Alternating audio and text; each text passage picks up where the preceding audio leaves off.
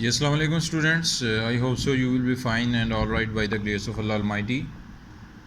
Dear students, today our topic is Schrödinger wave equation and quantum numbers in physical chemistry.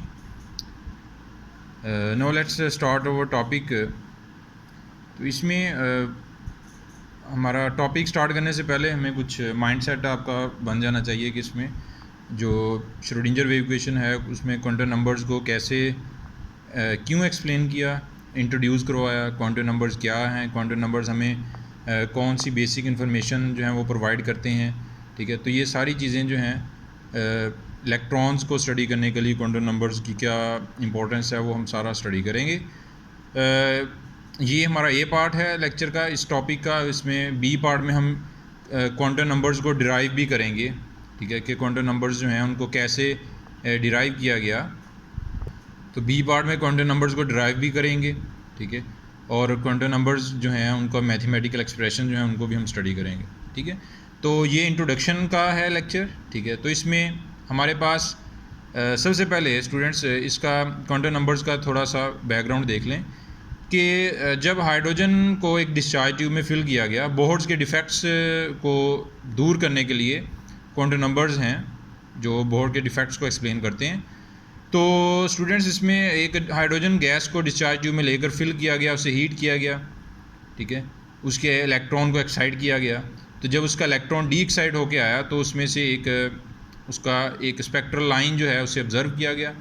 उस spectral line को जब magnetic field में देखा गया, उसको फोटोमीटर में देखा गया। ठीक है, तो उसमें यहाँ पर ये पता चला कि एक लाइन आगे फर्दर फाइन लाइंस में डिवाइड हो रही है। तो इसका मतलब ये है कि एटम के अंदर इलेक्ट्रॉन्स को स्टडी करने के लिए शेल्स होंगे। ठीक है, फिर जब एक spectral line further spectral line में डिवाइड हो रही है, उसमें से मज़ीद एक लाइन को जब आगे हाई रिजॉल्विंग स्पेक्ट्रोफोटोमीटर से देखा गया या मैग्नेटिक फील्ड में से रखा, तो पता चला कि एक फर्दर लाइन आगे मज़ीद फाइन लाइंस में डिवाइड हो रही है। इसका मतलब ये हुआ कि शेल्स के अंदर भी सब शेल्स होंगे। ठीक है, तो इसी तरह फिर हमारे पास जो सब आगे मज़ीद हमें स्पेक्ट्रल लाइन को हम स्टडी करते गए फर्दर, वो आगे उसकी डिवीज़न होती रही छोटी छोटी फाइन लाइंस में। तो इसका मतलब ये हुआ कि शेल के अंदर सब शेल्स हैं, एक एटम के अंदर शेल्स होंगे जिनमें इलेक्ट्रॉन्स हैं, शेल्स के अंदर फर्दर सब शेल्स हैं, और एक सब शेल की ओरिएंटेशन भी कई तरह की हो सकती है। ठीक है, तो स्टूडेंट्स इसको इन सारी बातों को बोहर एक्सप्लेन नहीं कर पाया। ठीक है, तो उसको फिर जो सॉर्ट आउट करने के लिए इस प्रॉब्लम को, तो क्वांटम नंबर्स आए हैं। ठीक है, तो क्वांटम नंबर्स को अब हम एक्सप्लेन करेंगे। श्रोडिंजर ने क्वांटम नंबर्स को इंट्रोड्यूस करवाया। श्रोडिंजर ने हाइड्रोजन एटम के ऊपर वेव इक्वेशन अप्लाई की, श्रोडिंजर वेव इक्वेशन। ठीक है, तो हाइड्रोजन एटम के ऊपर इसलिए अप्लाई की कि हाइड्रोजन जो है वो सिंगल इलेक्ट्रॉन सिस्टम है, उसमें एक ही इलेक्ट्रॉन है। तो एक ही इलेक्ट्रॉन की मूवमेंट को, पोजीशन को, मोमेंटम को, एनर्जी को एक्सप्लेन करना आसान है। अगर कोई और एटम होता तो उसके पास इलेक्ट्रॉन एक से ज़्यादा होते तो उनको एट अ टाइम स्टडी करना मुश्किल हो जाता। ठीक है, तो फिर हम किसी रिज़ल्ट पे ना आते। तो now let's talk about our topic. तो हमारे पास श्रोडिंजर वेव इक्वेशन जो है उसमें क्वांटम नंबर जो हमारे पास आए, तो वहाँ पर it gives a lot of information about moving electron in hydrogen atom. तो हमारे पास जो श्रोडिंजर वेव इक्वेशन है वो इलेक्ट्रॉन की मूवमेंट जो है एटम के अंदर उसको कम्प्लीटली एक्सप्लेन कर रही है by the help of 3 quantum numbers. ठीक है, according to Schrodinger wave equation electron will completely explain by 3 quantum numbers.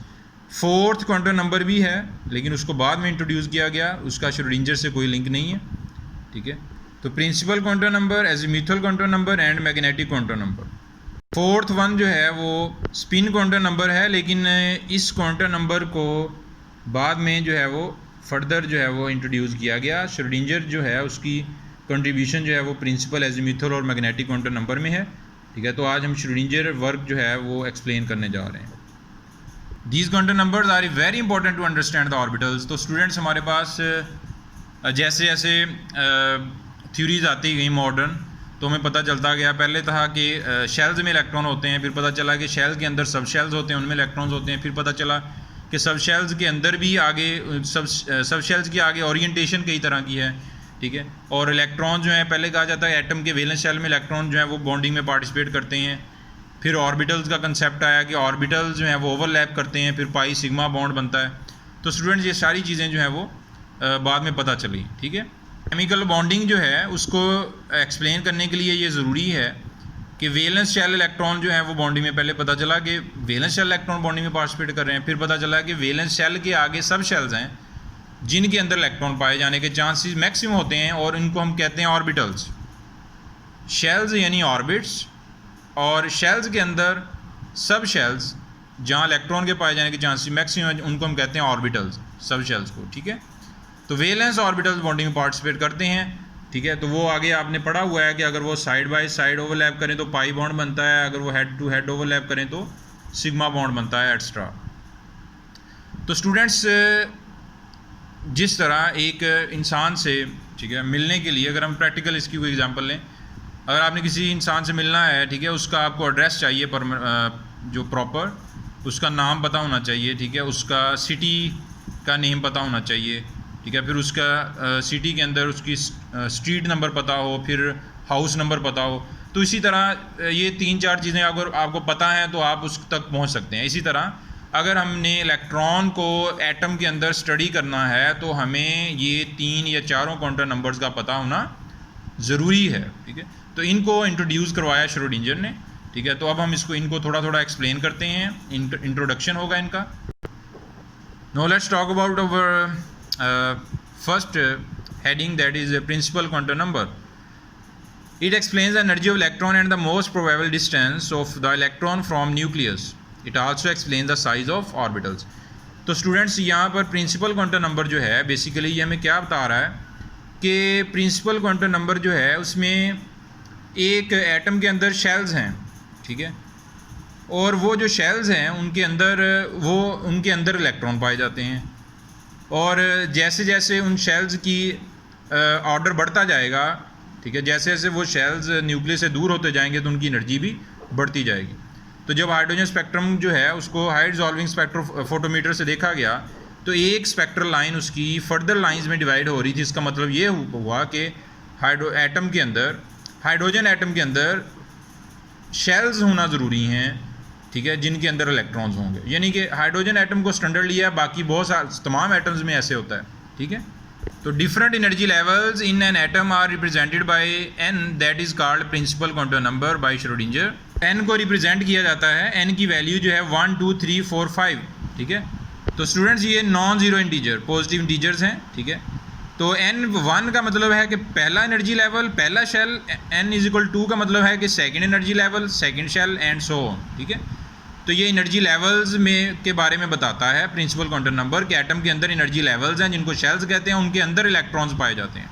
तो अगर हम इसका टेबल देखें तो इसमें हमारे पास यहाँ पर प्रिंसिपल n की वैल्यू 1 है, 2 है, फर्स्ट है तो इसका मतलब है k शेल, n की वैल्यू 2 है तो l शेल। तो स्टूडेंट्स यहाँ पर ये हमारे पास फार्मूला है कि हमें कैसे पता चलेगा किस एनर्जी लेवल में किस शेल में कितने इलेक्ट्रॉन्स हैं। तो यहाँ पर अगर 2n² है तो n की वैल्यू 1 पुट करें तो फर्स्ट शेल में 2 इलेक्ट्रॉन होते हैं, सेकंड में 8 इलेक्ट्रॉन्स होते हैं। तो इसी तरह थर्ड में m शेल में 18 इलेक्ट्रॉन होंगे और n की वैल्यू 4 होगी, तो 2n² के मुताबिक उसमें 32 इलेक्ट्रॉन्स पाए जाएंगे, ठीक है।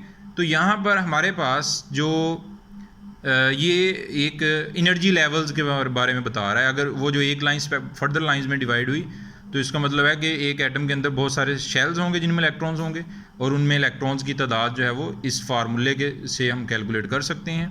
तो अगर हम इसकी फर्दर एक्सप्लेनेशन में जाएं तो यहाँ पर देखें ये न्यूक्लियस है, ये एनर्जी लेवल्स हैं, ठीक है। तो सबसे हाईएस्ट एनर्जी लेवल कौन सा है? 4, यानी कि n शेल, ठीक है, इसकी एनर्जी सबसे ज़्यादा होगी, ठीक है। तो ये जो इलेक्ट्रॉन्स जो हैं वो इस न्यूक्लियस के इर्द गिर्द मूव कर रहे हैं, ठीक है। तो ये k, l, m और n इसके शेल्स हैं, ठीक है। तो k में 2 इलेक्ट्रॉन होंगे, l में 8 होंगे, m में जो है वो 18 होंगे और इसमें 32 होंगे इलेक्ट्रॉन्स, ठीक है। The energy of revolving electron increases by increasing its principal quantum number. जैसे जैसे n की वैल्यू बढ़ती जाएगी तो एनर्जी लेवल्स बढ़ते जाएंगे और उनमें घूमने वाले इलेक्ट्रॉन्स की वैल्यू भी, एनर्जी भी सबसे ज़्यादा होगी। तो सबसे ज़्यादा एनर्जी किसकी होगी? n की होगी, क्योंकि जो जितना ज़्यादा अवे होगा न्यूक्लियस से जो शेल उसके अंदर उसकी एनर्जी उतनी ज़्यादा होगी, और एक शेल में वही इलेक्ट्रॉन घूम सकता है जिस इलेक्ट्रॉन की एनर्जी उस एनर्जी लेवल्स के मुताबिक होगी, उस शेल की एनर्जी के मुताबिक होगी। ठीक है, यहाँ से क्वेश्चन बनता है कि इलेक्ट्रॉन क्यों घूमते हैं न्यूक्लियस के इर्द गिर्द। ठीक है, तो इलेक्ट्रॉन्स जो हैं न्यूक्लियस के इर्द गिर्द क्यों घूम रहे हैं, तो उसमें स्टूडेंट्स बोर के डिफेक्ट्स थे, रदरफोर्ड ने उनको थोड़ा दूर किया, उनको जो है वो जस्टिफाई किया। तो अब इलेक्ट्रॉन जो हैं वो न्यूक्लियस की सराउंडिंग में घूम रहे हैं। ठीक है, वो न्यूक्लियस के तरफ इसलिए नहीं आ रहे, न्यूक्लियस में इसलिए नहीं गिर रहे कि उनकी एक एनर्जी है, उनकी एनर्जी कम होगी तो वो आएंगे। तो इलेक्ट्रॉन अपने अपने शेल में घूम रहे हैं तो उनकी एनर्जी में चेंज नहीं आता। ठीक है, उनकी एनर्जी फिक्स है, इसलिए वो न्यूक्लियस में नहीं गिरते। दूसरा, इलेक्ट्रॉन मूव क्यों कर रहे हैं न्यूक्लियस के इर्द? तो स्टूडेंट्स, न्यूक्लियस इलेक्ट्रॉन को अट्रैक्ट कर रहा है, न्यूक्लियस जो है वो इलेक्ट्रॉन्स को अपनी तरफ अट्रैक्ट करता है। ठीक है, तो इलेक्ट्रॉन अगर इनमें घूम रहे हैं इन शेल्स में, तो न्यूक्लियस उनको क्या करता है, अट्रैक्ट करता है, तो वो न्यूक्लियस की तरफ आ नहीं सकते। तो फिर न्यूक्लियस की अट्रैक्शन के जवाब में इलेक्ट्रॉन्स उसके सराउंडिंग में घूमने लग जाते हैं, रोटेट करने लग जाते हैं। क्यों? क्योंकि वो उसकी तरफ अट्रैक्ट तो नहीं हो सकते। ठीक है, क्योंकि उनका एक एनर्जी गैप है, एनर्जी गैप है उनमें। ठीक है, तो जिसकी वजह से वो रोटेट कर लेते हैं। ठीक है, रोटेशन स्टार्ट कर देते हैं, मूव करना स्टार्ट कर देते हैं। अगर हमारे पास पोटाशियम है, एटम है पोटाशियम का, तो उसके इलेक्ट्रॉन्स को आपने जस्टिफाई करना है उसके एटम के अंदर। तो पोटाशियम के शेल में 2 आ जाएंगे, एल में 8 आ जाएंगे, और उसके एम शेल में 9 आ जाएंगे। ठीक है, तो उसमें किस शेल में कितने इलेक्ट्रॉन्स आएंगे, तो वो हमारे पास फार्मूला था 2n² फार्मूला से हम जो है वो पता लगा लेते हैं। Now we have another quantum number that is azimuthal quantum number to explain the electron, completely explain the electron in atom. ठीक है, तो अब यहाँ पर एजीमुथल क्वांटम नंबर जो है उसमें वो हाइड्रोजन स्पेक्ट्रम की जो स्पेक्ट्रल लाइन आगे हाई रिजॉल्विंग स्पेक्ट्रोफोटोमीटर से आगे मज़ीद फाइन लाइंस में डिवाइड हो रही थी, यानी कि एटम के अंदर शेल्स आ गए। अब वो उनमें से एक फर्दर एक स्पेक्ट्रल लाइन को जब उसमें मज़ीद देखा गया, स्ट्रॉन्ग मैग्नेटिक फील्ड में ऑब्जर्व किया गया, तो आगे वो एक लाइन फर्दर फाइन लाइंस में स्प्लिट हो रही थी। ठीक है, तो इसका मतलब ये हुआ कि अब एटम के अंदर अगर शेल्स हैं तो शेल्स के अंदर भी कुछ होंगे कुछ पार्ट्स, उसके फर्दर उसको डिवाइड कर दिया गया, शेल्स के अंदर सब शेल्स कर दिए गए। ठीक है, तो अब यहाँ पर ये हमारे पास ये क्वांटम नंबर जो है वो हमें बताएगा कि उनकी शेप्स के बारे में बता देगा, एंगुलर मोमेंटम के बारे में बता देगा ऑर्बिटल्स के। ठीक है, और ये हमें सब शेल्स के बारे में कंप्लीट इन्फॉर्मेशन देगा। ठीक है, तो the quantum number for an atomic orbital that determines the orbital angular momentum and explain the shapes of atomic orbital. तो ऑर्बिटल एंगुलर मोमेंटम की हम इस टॉपिक के लास्ट पे जो है वो इसको डिस्कस करेंगे। इसका मतलब ये हुआ कि प्रिंसिपल क्वांटम नंबर जो है वो सफिशेंट नहीं है हाइड्रोजन एटम के स्पेक्ट्रल लाइंस को एक्सप्लेन करने के लिए। ठीक है, तो ऑब्जर्व किया तो ईच इंडिविजुअल लाइन जो थी वो आगे मज़ीद जो है वो फाइन लाइंस में डिवाइड हो रही थी। तो एजीमुथल क्वांटम नंबर की वैल्यू L से स्टार्ट होती है। ठीक है, फ्रॉम 0 टू इन्फिनिटी। ठीक है, तो यहाँ पर हमारे पास जो 0, 1, 2, 3 एजीमुथल क्वांटम नंबर की वैल्यू हमें बताएगी कि एक शेल के अंदर आगे फर्दर कितने सब शेल्स हैं। यहाँ पर अगर हमारे पास n की वैल्यू 1 है, फर्स्ट शेल है जिसे हम K शेल कहते हैं, तो K शेल में स्टूडेंट्स कितने इलेक्ट्रॉन्स होते हैं? 2 इलेक्ट्रॉन। ठीक है, तो K शेल में L की वैल्यू कितनी होगी? 0। तो L की वैल्यू अगर 0 है तो इसका मतलब क्या है कि कौन सा शेल है? S सब शेल है। ठीक है, तो स्टूडेंट अगर किसी भी शेल की L वैल्यू 0 है, जिस तरह n = 1, K शेल जो है उसकी L वैल्यू 0 है, यानी कि एजीमुथल क्वांटम नंबर की वैल्यू 0 है, तो इसका मतलब क्या होगा? अगर वैल्यू 0 है तो S सब शेल है। ठीक है, तो इसका मतलब K में सिर्फ एक ही सब शेल पाया जाता है, K ऑर्बिट में एक ही ऑर्बिटल पाया जाता है जिसे S ऑर्बिटल कहते हैं। अगर प्रिंसिपल क्वांटम नंबर 2 है, शेल दूसरा है L शेल, जिसमें कितने इलेक्ट्रॉन हैं? 8 इलेक्ट्रॉन्स हैं। ठीक है, तो L की वैल्यू क्या होगी? 0, 1। आगे हमने जाना है तो हमने पिछले वैल्यूज़ को ऐड करते जाना है। ठीक है, 0, 1, तो 0, 1 का मतलब क्या है कि 0 का मतलब एक S, 1 का मतलब एक और इसमें ऐड कर लें SP। तो सेकंड शेल में 2 सब शेल होते हैं जिनको S और P सब शेल कहा जाता है। इस तरह n की वैल्यू अगर 3 है, तीसरा शेल है, प्रिंसिपल क्वांटम नंबर कहता है, थर्ड शेल है, M शेल है, 18 इलेक्ट्रॉन है, तो इसके लिए एल की वैल्यू क्या होगी 0 1 2। एजीमुथल क्वांटम नंबर की वैल्यूज़ कितनी वैल्यूज़ आ गई समझ लें, 3 वैल्यूज़ आ गई। तो अब एल शेल उसमें एम शेल में कितने सब शेल होंगे, 3 होंगे, एस पी एंड डी। तो इसी तरह एन में जो होंगे वो 4 होंगे, ठीक है। तो यहाँ पर हमारे पास एजीमुथल क्वांटम नंबर जो है वो ये सब शेल्स को एक्सप्लेन कर रहा है, और इनमें हमें ये फार्मूला भी दे रहा है कि हमने सब शेल्स में कैसे पता चलेगा किस सब शेल में कितने इलेक्ट्रॉन्स हैं। अगर हम इलेक्ट्रॉन फाइंड करना चाहते हैं एस सब शेल में कितने इलेक्ट्रॉन्स होते हैं, तो 2 × 2l + 1 फार्मूला है। तो एस के लिए एल वैल्यू क्या होगी, एस के लिए एल वैल्यू हमारे पास क्या होती है 0। तो 0 पुट करें, इसमें हमारे पास 2 इलेक्ट्रॉन आ जाते हैं। तो एस सब शेल में 2 इलेक्ट्रॉन है। पी में कितने आ जाएंगे 6 इलेक्ट्रॉन, डी में 10 आ जाएंगे, और एफ में कितने आ जाएंगे 14। तो हमने एल वैल्यू इनकी पुट करते जाना है। तो एफ के लिए एल वैल्यू कितनी होती है 3 होती है, ठीक है। तो 2 और 3 6 + 1 7 7 2 से मल्टीप्लाई कर दें तो कितने आ जाएंगे 14 इलेक्ट्रॉन्स आ जाएंगे। इसका मतलब ये हुआ कि एक शेल के अंदर सब शेल्स होंगे। ये जो बॉक्स बनाए हुए हैं मैंने, तो ये आपको बता रहे हैं कि के शेल में एक ही सब शेल है, कौन सा है एस है, ठीक है। के में एक ही सब शेल हुआ, एस हुआ, ठीक है। और एल के अंदर कितने सब शेल हैं 2 हैं, ठीक है। तो उसमें एस भी आ जाएगा और पी भी आ जाएगा, ठीक है। और इसी तरह एम में कितने सब शेल नज़र आ रहे हैं आपको बॉक्स 3, ठीक है। तो उसमें एस पी और डी आ गया, ठीक है।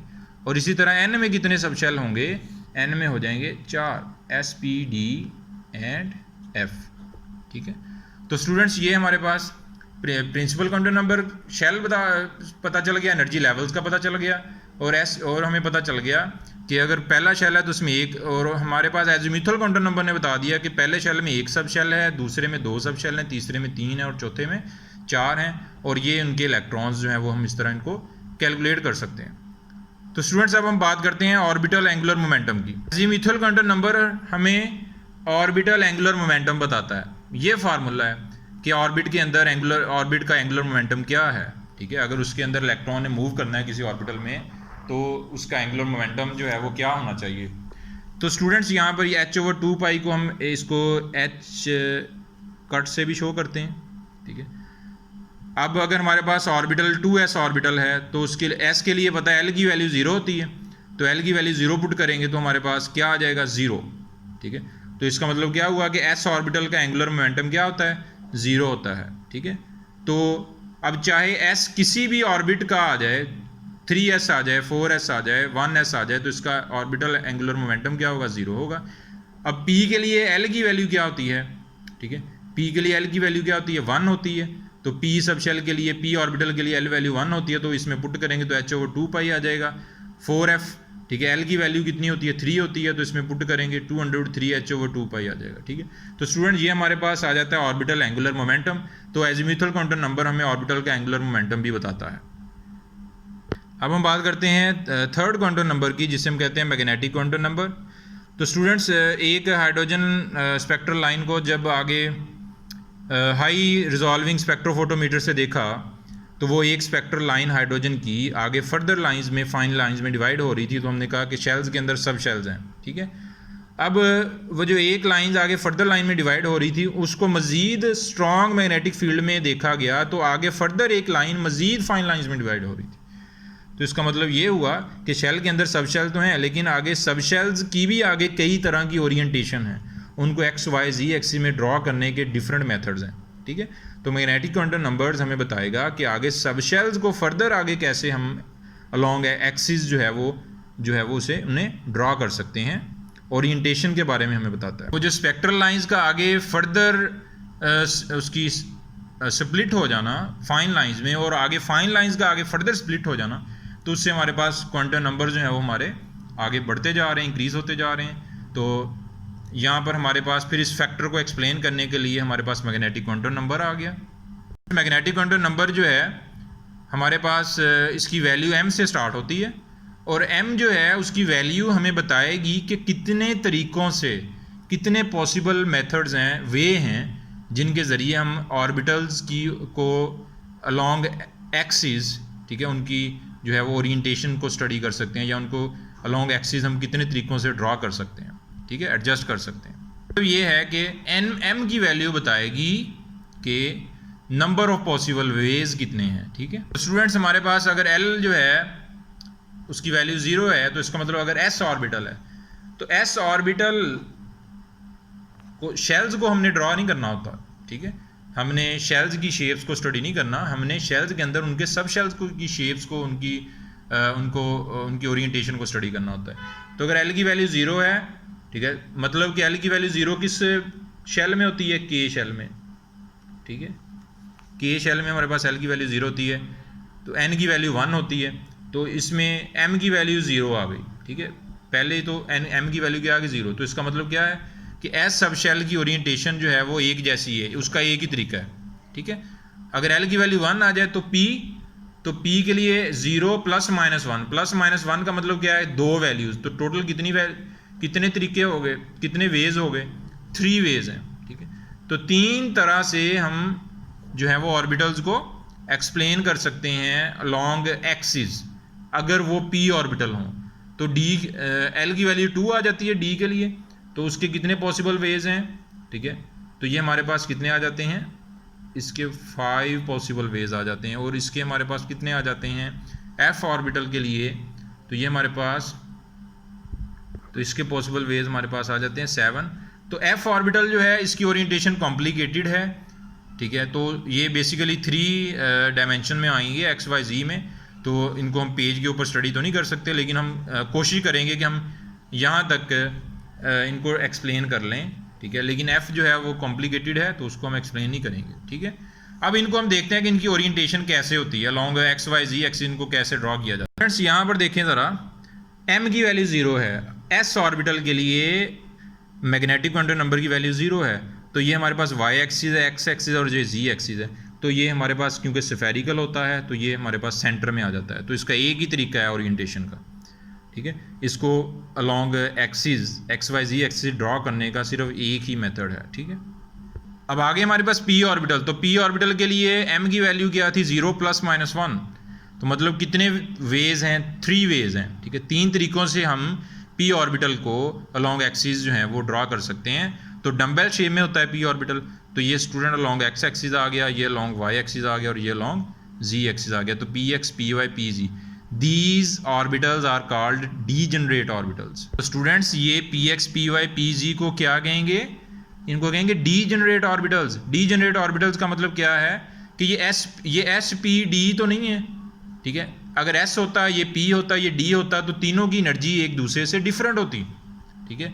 तो लेकिन ये पी के ही डम्बेल ऑर्बिटल हैं जिनकी सिर्फ ओरिएंटेशन चेंज हुई है, ठीक है।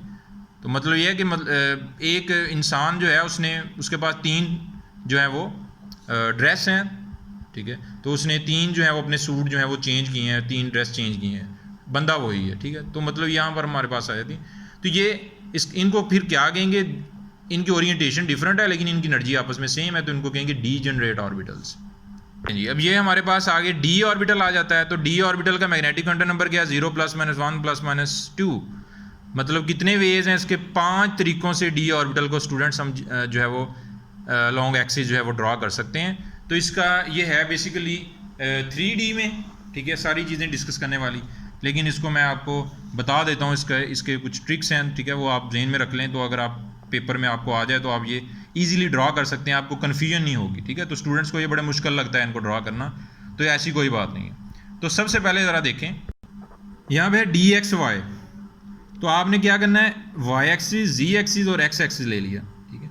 ये आप इसको एक्स भी कह सकते हैं, इसको वाई कह लें, इसको जी, वो अपनी मर्ज़ी से। एक दफ़ा जो एक्सिस ले लेने हैं, सब में जो जी एक्सिस अगर ये लिया है तो सब में आपने जी एक्सिस यही लेना है, इसी तरह क्रॉस सेक्शनल, ठीक है। जो एक दफ़ा आपने बना लिए हैं सारे एक्सिस सब के एक सेम बना लेने हैं, 5 एक्सिस आपने एक जैसे ड्रॉ कर लेने हैं, ठीक है। तो अब यहाँ पर देखें कि हमारे पास एक्स वाई है, तो एक्स वाई का मतलब क्या है, एक्स वाई का मतलब क्या है, ये है कि यहाँ पर आपके 4 लोब्स आपकी आनी है, 2 पी ऑर्बिटल समझ लें आपने ड्रॉ करने हैं, 4 लोब्स, 1 2 एंड 3 4। एक डम्बल आपका आ जाए एक्स और वाई के दरमियान, एक्सिस के ऊपर कोई लोब नहीं आनी चाहिए, ठीक है। तो एक आपका आ जाए एक्स और वाई के दरमियान, एक ऑर्बिटल जो है वो आपका एक्स और वाई के दरमियान आ जाए। स्टूडेंट ये देखें, एक्स एक्सिस और ये वाई एक्सिस, तो ये आपके दो लोब्स आपकी आ गई लॉन्ग एक्स वाई।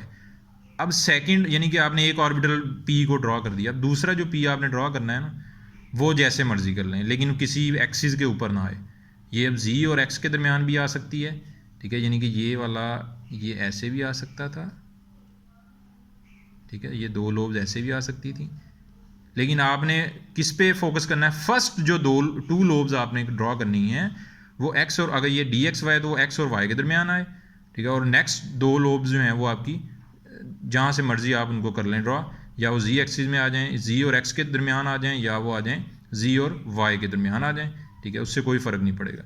नेक्स्ट आपके पास D x square minus y square, तो एक्स स्केयर जब स्केयर आ गया तो आपका बिल्कुल एक्सिस के ऊपर लोब्स आएंगी, ठीक है, तो ये देखें वाई स्केयर के ऊपर लोब आ गई दो, और दो लोब्स आपकी आ गई एक्स के ऊपर, ठीक है। अगर स्केयर नहीं है तो फिर एक्सिस के दरमियान में आनी चाहिए, ठीक है। आगे जी स्केयर है, तो जी स्केयर का मतलब है कि चारों लोब्स जो हैं वो आपकी जी एक्सिस के लॉन्ग आएंगी, ठीक है। तो जी ये हमारे पास हमने ये जो दो मैंने ऐसे शो किए हैं, तो इसका मतलब क्या है कि ये रोटेट कर रही हैं, इनमें रोटेशन पॉसिबल, यानी कि चारों लोब्स आपकी जी के ऊपर आ गई हैं। अब ये आपको चार लोब्स तो नहीं नज़र आ रही, दो ही आएंगी क्योंकि एक दूसरे के ऊपर आ गई हैं। अब ये सर्कल शो कर रहा है कि ये इनमें रोटेशन वगैरह हो सकती है, ठीक है, पॉसिबल है। अब ये देखें डी एक्स जेड, तो स्टूडेंट उसी पॉइंट को फॉलो करना है आपने कि एक्स जेड का मतलब है कि एक दो लोब्स आपकी आ जाएं, यानी कि एक पी ऑर्बिटल आ जाए एक्स और जी के दरमियान। अब ये देखें एक्स और जी के दरमियान आ गया, इधर से भी एक्स और जी के दरमियान आ गया। अब अगली दो लोब्स जो हैं वो आपकी जहाँ से मर्जी आप उनको करवा दें, वो एक्स और वाई के दरमियान आ जाएं, ठीक है, या वो जी और वाई के दरमियान आ जाएं, ठीक है, उससे फ़र्क नहीं पड़ता, लेकिन वो किसी एक्सिस के ऊपर ना आए, ठीक है। तो इसी तरह डी वाई जी का मतलब क्या है स्टूडेंट, कि हमारे पास ये y है, ठीक है, डी वाई जी कि ये हमारे पास डी वाई, ये वाई जी है, ये वाई जी एक्सिस है, तो दो लोब्स आपकी आ जाएं y और z के दरमियान, ठीक है, और नेक्स्ट दो लोब्स हैं वो आप जहाँ से मर्जी उनको ड्रॉ कर लें। तो स्टूडेंट ये हमारे पास आ जाते हैं डी ऑर्बिटल की 5 ओरिएंटेशन हैं जो हमें मैग्नेटिक क्वांटम नंबर बताता है। आगे एफ ऑर्बिटल की 7 हैं जो कॉम्प्लिकेटेड हैं, ये भी 3D में था, लेकिन इसको हमने अपनी याद करने के लिए हमने इसको जो है वो इसका एक इजी वे जो है उसे देख लिया, ठीक है। तो स्टूडेंट्स ये हमारा ये principal quantum number Schrodinger wave equation का ये पार्ट था। नेक्स्ट हम बी पार्ट डिस्कस करेंगे जिसमें हम श्रोडिंजर वेव इक्वेशन की मदद से क्वांटम नंबर्स को डिराइव करेंगे, ठीक है। तो उम्मीद है कि आप लोगों को क्लियर हो जाएगा, ठीक है। अगर कोई यहाँ प्रॉब्लम हो तो आप कमेंट्स में पूछ सकते हैं। अपना ख्याल रखिएगा और चैनल को लाइक और सब्सक्राइब करें और शेयर भी करें। अल्लाह हाफिज़।